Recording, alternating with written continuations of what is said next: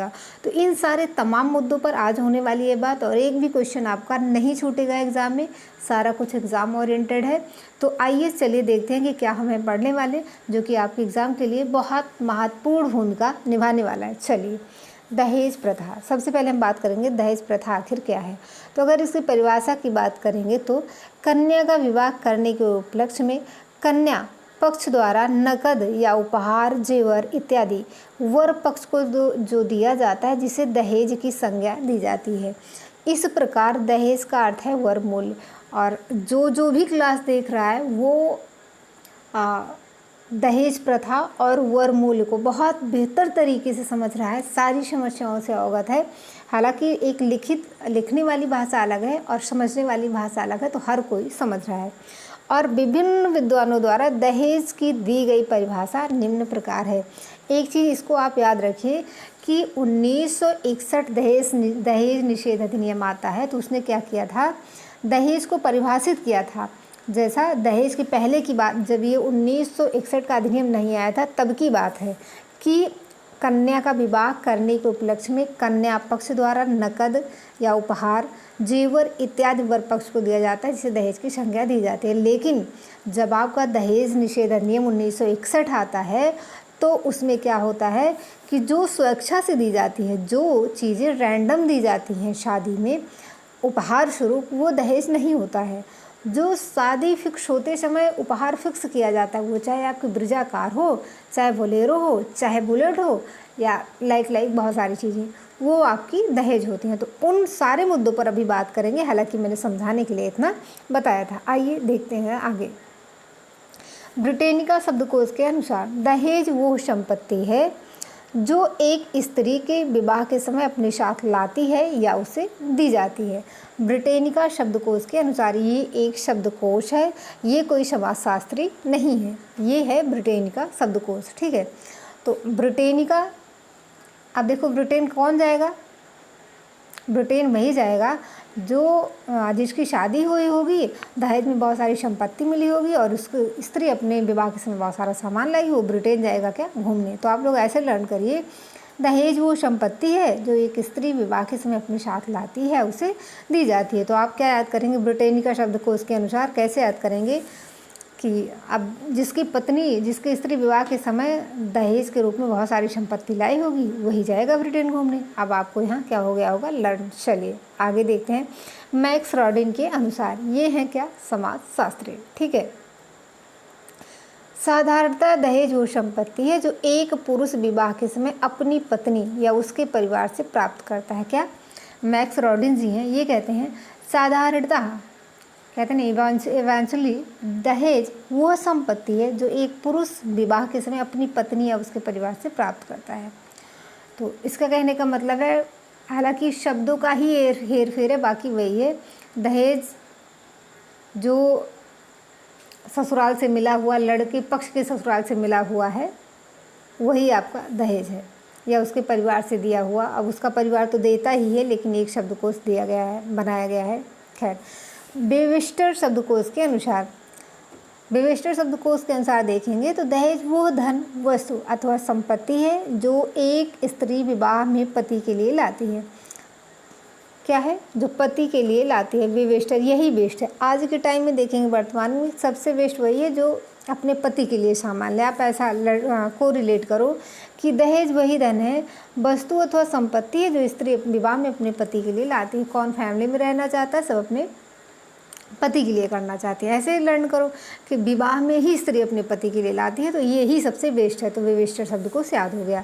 अब बात करेंगे चार्ल्स विनिक की। ये क्या कह रहे हैं, ये कह रहे हैं दहेज वो धन, वस्तु या संपत्ति है जो कि किसी एक पक्ष को व्यक्ति विवाह के समय प्रदान करता है। ये बात सही है। देखिए क्या होता है कि जैसे अभी ये लग रहा है ना कि लड़की पक्ष से ही सब कुछ दिया जाता है, सारे लड़की को जेवर भी लड़की वाला दे और लड़के को भी लड़की वाला दे। ऐसा कहाँ देखने को मिलता है, आप लोग अगर बताएंगे तो एक श्रीवास्तव होते हैं, श्रीवास्तव लाला जिसे कहा जाता है, इनके यहाँ शादी में क्या होता है, इनके यहाँ शादी में ये होता है कि शादी फिक्स होते ही क्या होता है, लड़के वाले क्या करेंगे कि आप अपनी लड़की को कितनी जेवर देंगे, मतलब वो पूछेगा, उसको नहीं लाना है शादी में जेवर, वो पूछ लेगा लड़की वाले से कि आप अपनी लड़की को कितना जेवर देंगे और लड़के को क्या देंगे। ठीक है, तो यहाँ लड़की की शादी और ज़्यादा भारी पड़ जाती है, और ज़्यादा भारी पड़ जाती है। और नॉर्मल कम्युनिटीज़ में क्या होता है कि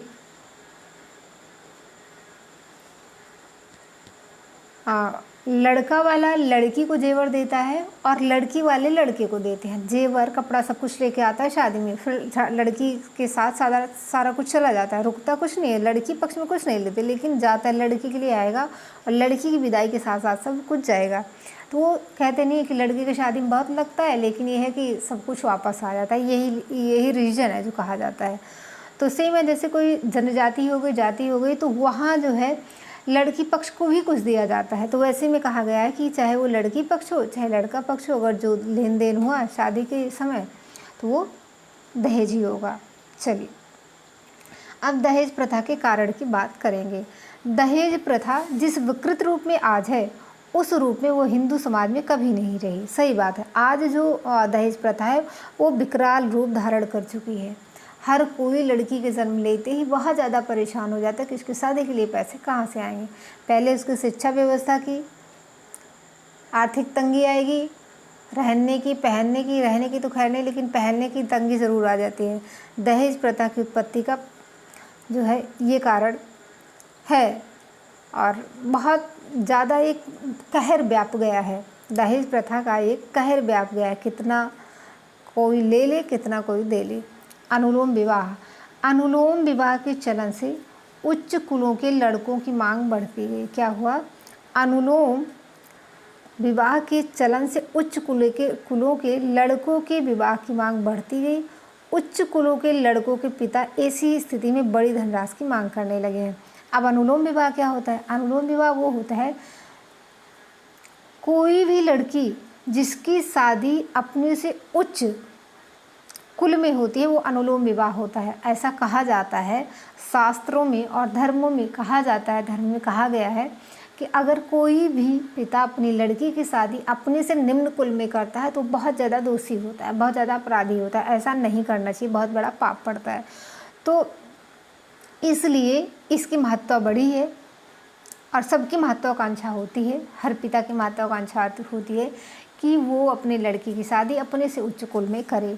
तो उच्च कुल का जो लड़का होता है उसके यहाँ तो उनका एक इंटेंशन सा बन गया होता है कि उनको लेना ही लेना, क्योंकि उनका जन्म जो है, उनका घराना जो है, उनका खानदान जो है उच्च कुल से संबंध रखता है। चलिए, अब दूसरा आता है अंतर्विवाह। अंतर्विवाह के नियम के कारण किसी भी कन्या का विवाह उसी की जाति अथवा उपजाति के पुरुष के साथ होना आवश्यक हो गया है, जिस कारण विवाह का क्षेत्र सीमित हो गया। योग्य वरों की कम संख्या ने दहेज को बढ़ावा दिया। अंतर्विवाह मतलब एक जाति की शादी एक जाति के अंदर ही होगी, इसलिए दहेज व्याप गया कि कोई भी लड़की की शादी अपनी कम्युनिटी से, अपनी जाति से, अपनी कास्ट से बाहर नहीं कर सकता है। तो इसलिए क्या हो गया, विवाह का क्षेत्र सीमित है और इन लोगों को दहेज की डिमांड पूरी मांग करने का बहुत अच्छे से मौका मिल जाता है। चलिए, दूसरा है संयुक्त परिवार में स्त्रियों का शोषण। स्मृति काल तक स्त्रियों की स्थिति अत्यधिक दयनीय थी। संयुक्त परिवारों में नववधुओं को प्रताड़ित किया जाता था। ऐसी स्थिति में माता पिता ने लड़कों को दहेज देना शुरू किया ताकि उन्हें प्रतिष्ठा मिले। हाँ, कहने का मतलब जब संयुक्त परिवार में कोई भी लड़की जाती थी, उसकी शादी हो गई, जैसे उसकी सासू माँ है, जिठानी है, देवरानी है, ननद है, तो उनकी स्थिति इतनी बदतर हो जाती थी कि उनको घर के सारे काम करना, सबसे बाद में खाना, सबसे बाद में सोना, सबसे पहले उठना, कोई ऊपर बैठा तो ऊपर नहीं बैठ सकती हैं, कोई खा रहा तो उसके सामने नहीं खा सकती हैं, ये सारी चीज़ें उनको देखने को मिलती थी। ठीक है, तो उसके लिए एक पहल की गई कि जब वो लड़की की अपनी शादी करेंगे तो बहुत सारे जेवरात, बहुत सारी धन दौलत दे करके विदा करेंगे ताकि लड़की की प्रतिष्ठा बढ़े और लड़कियों को कोई कुछ ना कह सके। लेकिन धीरे धीरे क्या हुआ, यही सारी चीज़ें दहेज का रूप धारण करती गई। अब आएंगे विवाह की अनिवार्यता पर। कन्या विवाह को अनिवार्य माना गया है। क्या अनिवार्य माना गया है?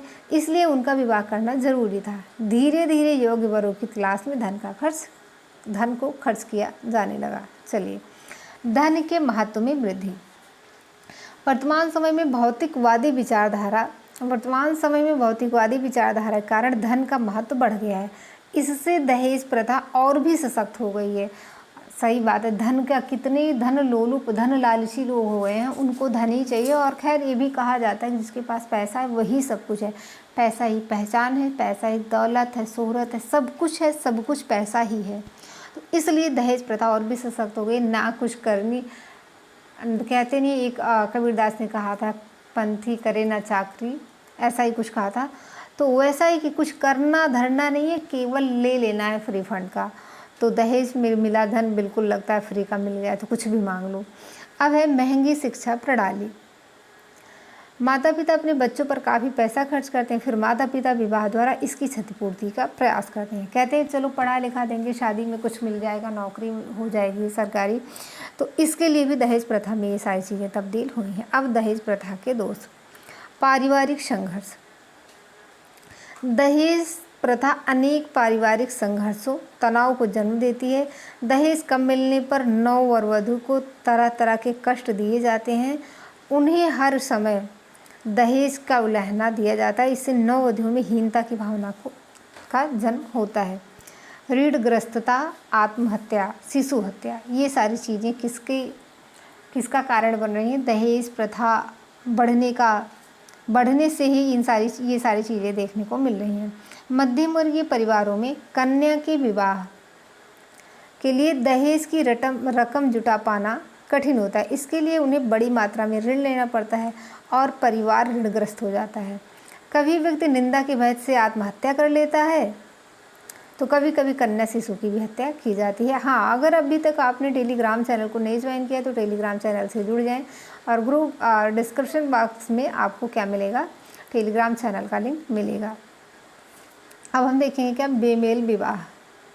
बेमेल विवाह को बढ़ावा मिलता है क्योंकि अगर मेल में करेंगे जो एक दूसरे से मैच कर रहा है तो वहाँ बहुत ज़्यादा दहेज की प्रॉब्लम आ जाती है, तो लोग नहीं कर पाते हैं। तो क्या करते हैं, अपनी कन्या का विवाह किसी अवगुड़ी अपाहिज पुरुष से कर देते हैं, जो उच्च कुल का नहीं होता उससे कर देते हैं। तो ये सारी चीज़ें दहेज प्रथा के कारण ही हो रही हैं। निम्न जीवन स्तर। दहेज के कारण अनेक परिवारों का जीवन स्तर निम्न हो जाता है। कन्याओं को दहेज देने के कारण अपनी आय का बड़ा हिस्सा माता पिता को खर्च करना पड़ता है। कभी कभी क्या होता है, लोग अपने खेत को गिरवी रख देते हैं, बेच देते हैं। उनके घर से बाहर कहीं ज़मीन है उसको बेच देंगे, रोड पे घर है इसको बेच देंगे, जेवर जेवरात रखिए, ये सारी चीज़ें हैं। ये केवल और केवल ये दहेज प्रथा है। विवाह का व्यापारीकरण। दहेज प्रथा ने विवाह के पवित्र आदर्शों का व्यापारीकरण कर दिया है। आज दहेज की आकांक्षा इतनी बढ़ गई है कि लड़कों का मोल भाव किया जाता है। बाल विवाह को प्रोत्साहन। दहेज प्रथा बाल विवाह को प्रोत्साहन देती है। बाल विवाह में अधिक दहेज की मांग नहीं की जाती है। अविवाहित लड़कियों की संख्या में वृद्धि। दहेज न दे पाने के कारण बहुत सी लड़कियां विवाहित भी रह जाती हैं, बिल्कुल सही है। अनेक समस्याओं का जन्म। दहेज के कारण हिंसा, हत्या, चोरी आदि होने लगती है। व्यक्ति कैसे भी दहेज जुटाता है, दहेज, हत्या, बहु जला देने की घटनाएं भी होती हैं। दहेज प्रथा को दूर करने का उपाय। दहेज प्रथा को दूर करने के लिए निम्न उपाय सुझाए गए हैं। देखिए क्या है। जीवन साथी का चुनाव स्वयं लड़कियों द्वारा। प्रेम विवाह को बढ़ावा देना। लड़कियों को स्वावलंबी बनाने का प्रयास। दहेज के प्रति समाज में जागरूकता फैलाना जिससे इस पर रोक लगाई जा सके। स्त्रियों को उच्च स्तर की शिक्षा प्रदान करना अन्य उपाय। ये सारे हैं क्या उसके उपाय हैं। चलिए, दहेज प्रतिषेध अधिनियम 1961 की बात करें तो एक पहले ओरल बात करेंगे हम इस पे। सरकार ने लोकसभा प्लस राज्यसभा ने 1961 में दहेज निरोधक विधेयक प्रस्तुत किया था। कब? तो आप बताएंगे 1961। ठीक। अब बात करेंगे कि इसमें जो भी धाराएं थी इसमें सहमति नहीं बन पाई थी। ठीक है, लोग सहमत नहीं थे इस पे। तो क्या हुआ था, रैंडम 9 मई 1961 को क्या हुआ था, दोनों सदनों की संयुक्त बैठक आमंत्रित की गई। तो आमंत्रित की गई तो उसमें निर्णय क्या लिया गया, बात ही आती है। लेकिन आप याद रखेंगे कि 9 मई 1961 को रैंडम दोनों सदनों की संयुक्त बैठक आमंत्रित की गई थी। क्वेश्चन ऐसा फ्रेम होगा कि स्वतंत्रता प्राप्ति के पश्चात, हालांकि नहीं, 1961 के दहेज निषेध अधिनियम में सहमति न बन पाने के कारण, कुछ धाराओं में सहमति न बन पाने के कारण संयुक्त बैठक कब बुलाई गई, तो आप लोग बताएंगे 9 मई 1961। अब इसमें होता क्या है कि होता ये है कि इसमें निर्णय क्या लिया जाता है, इसमें निर्णय लिया जाता है 9 मई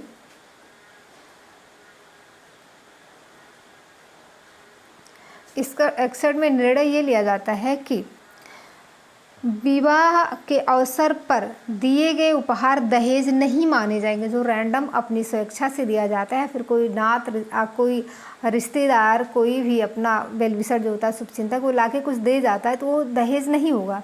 बल्कि जो शादी निश्चित होते समय, जो विवाह निश्चित किया जाता है कि अब इस लड़की की शादी इस लड़के से हो जाएगी, तो एक दूसरे के गेट पर जा करके, एक दूसरे के समक्ष बैठ करके जो बात करते हैं कि ये दिया जाएगा शादी में, लड़के को दिया जाएगा, लड़की की माँ को दिया जाएगा, लड़की की बहन को दिया जाएगा, लड़की की चाचा को दिया जाएगा, ये सारी चीज़ें फिक्स होती है। ये बेशक उपहार का नाम दिया जाए, लेकिन यही दहेज होता है जो कि शादी के पहले फिक्स होता है। तो इसमें केवल और केवल दहेज को परिभाषित किया था। परिभाषा दहेज के वर्ड को क्लियर किया गया था कि क्या दहेज होगा, क्या दहेज नहीं होगा। तो 9 मई 1961 की रिपोर्ट में यही हुआ था। अब एक डेट आपको और लर्न करनी है, पूछे क्या, तो वो है क्या कि 22 मई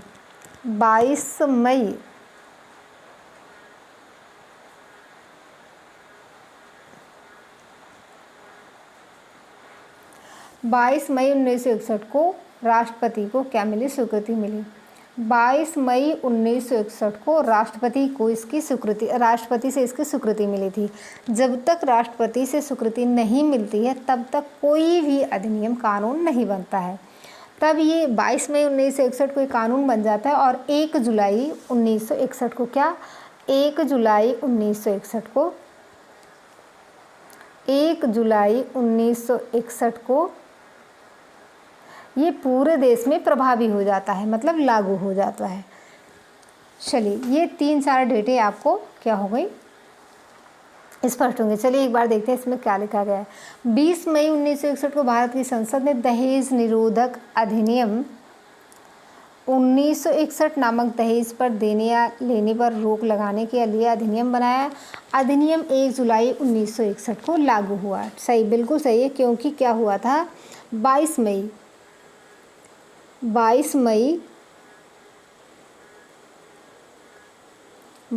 को राष्ट्रपति की स्वीकृति मिली थी, 1 जुलाई को लागू हुआ, 1 जुलाई को पूरे देश में लागू हुआ था। तो डेट 1 जुलाई है, ठीक है। अब दहेज प्रतिषेध अधिनियम 1961 के महत्वपूर्ण प्रावधान, दहेज निषेध अधिनियम 1961 की धारा 2 को दहेज निषेध अधिनियम संशोधन अधिनियम 1986 में संशोधित किया गया, जिसमें दहेज को निम्न रूप में परिभाषित किया गया है। ठीक, आइए देखते हैं। धारा 2 क्या कहता है। दहेज की परिभाषा को बताया गया है कि दहेज क्या है, दहेज क्या है। धारा 2 में यही बताया गया है कि किसी भी प्रकार की संपत्ति अथवा मूल्यवान वस्तु जमानत राशि प्रत्यक्ष या अप्रत्यक्ष रूप से किसी विवाह के एक पक्ष द्वारा विवाह के दूसरे पक्ष को अथवा दोनों में से किसी एक के माता पिता द्वारा अथवा विवाह के किसी भी पक्ष के किसी भी व्यक्ति द्वारा दोनों में से विवाह के कोई एक पक्ष को या अन्य व्यक्ति को विवाह के समय अथवा पहले या विवाह के बाद विवाह से संबंधित पक्षों को दिए जाए अथवा देने के लिए राजी हो, तो वो दहेज है। किंतु ये कहाँ लागू नहीं होता है, ये मुस्लिम समुदाय में नहीं लागू होता है। जो वर द्वारा वधू को दिया जाता है मेहर के रूप में, वहाँ लागू नहीं होता है, बल्कि यहाँ लागू होता है। आपके दहेज की परिभाषा को बताया गया है। ठीक, अब दहेज धारा 2 में क्या बताया गया है, दहेज लेने या देने वाले के लिए दंड पाने का क्या है, प्रावधान है। दहेज धारा किसमें, धारा 3 में।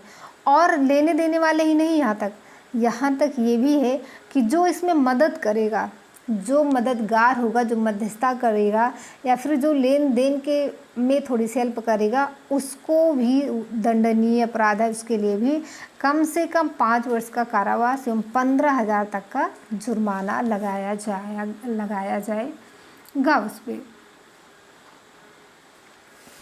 धारा 4, यहाँ 15 नहीं होगा, यहाँ होगा 10 के, ठीक है, आप लोग कर लीजिएगा 10,000।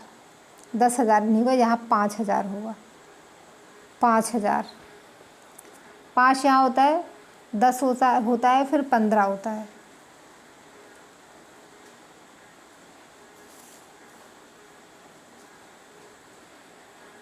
चलिए अब हम बात करेंगे कि धारा 4 क्या कहती है। दहेज की मांग के लिए जुर्माना है। दहेज की मांग के लिए जुर्माना है। अगर दहेज की मांग की जाती है तो उसके लिए जुर्माने का प्रावधान किया गया है, ठीक। चलिए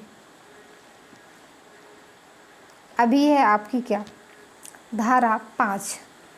धारा 5 में क्या कहा गया, यहाँ नहीं लिखा गया लेकिन मैं बताती हूँ आपको। धारा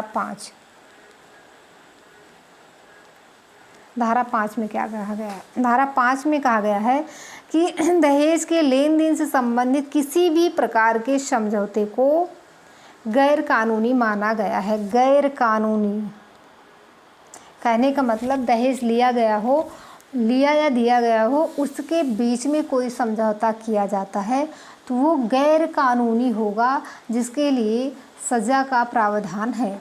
अभी आपका बचा है धारा 7। क्या, धारा 7। धारा 7 में क्या कहा गया है। धारा 7 में कहा गया है कि धारा 7 में आप लोग नोट डाउन करते चलिएगा। धारा 7 के अनुसार दहेज से संबंधित लिखित शिकायत प्रथम श्रेणी के मजिस्ट्रेट की अदालत में 1 वर्ष के अंदर देने पर ही उस पर विचार किया जाएगा।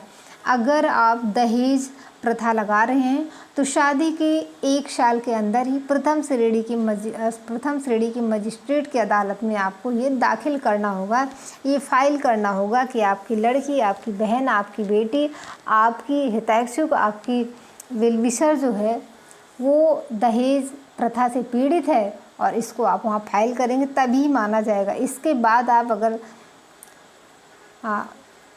नाकामयाब कोशिश करेंगे तो वो माना नहीं जाएगा। लेकिन इसमें एक बार क्या होता है, संशोधन होता है। कब, 1984 में क्या होता है, और जो संशोधन होता है वो लागू होता है 1984 में संशोधन होता है और ये लागू होता है 1985 में। कब, 2 अक्टूबर को।